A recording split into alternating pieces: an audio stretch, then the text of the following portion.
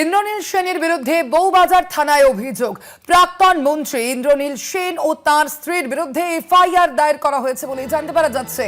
ইন্দ্রনীল সেনের বিরুদ্ধে বউবাজার থানায় অভিযোগ দায়ের। প্রাক্তন মন্ত্রী ইন্দ্রনীল সেন ও তার স্ত্রীর বিরুদ্ধে এই অভিযোগ দায়ের করা হয়েছে।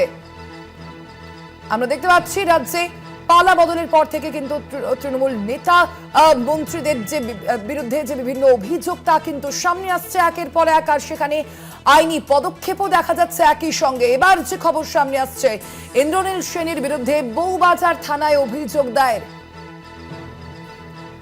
রাজ্যের প্রাক্তন মন্ত্রী ইন্দ্রনীল সেন ও তার স্ত্রীর বিরুদ্ধে এফআইআর।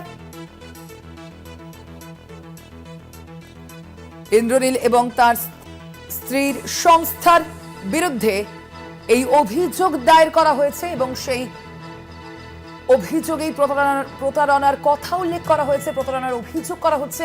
আমরা কথা বলবো, আমাদের সঙ্গে এই মুহূর্তে ফোন লাইনে রয়েছেন প্রতিনিধি রিয়া মাঝি। রিয়া, কি জানতে পারা যাচ্ছে ইন্দ্রনীল সেন এবং তার স্ত্রীর বিরুদ্ধে ঠিক কি অভিযোগ?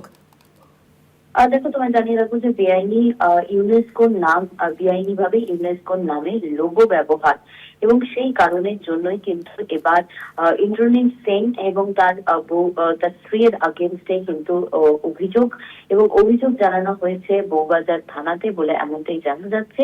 এবং কোটি কোটি টাকা প্রতারণার অভিযোগ রয়েছে ইন্দ্রনীল সেনের বিরুদ্ধে। মূলত বেআইনি ভাবে যে ইউনেস্কোর লোগো ব্যবহার হয়েছে সেটাতেই কিন্তু প্রি পুজোর টিকিট বিক্রি হয়েছে এবং সেখানে কোটি কোটি টাকা তুলেছে ইন্দ্রনীল সেন বলে এমনটাই অভিযোগ এবার সামনে এসেছে। এবং সেই অভিযোগের ভিত্তিতে কিন্তু বউবাজার থানায় অভিযোগ দায়ের হয়েছে বলে এমনটাই জানা যাচ্ছে। সঙ্গে থাকো তুমি রিয়া।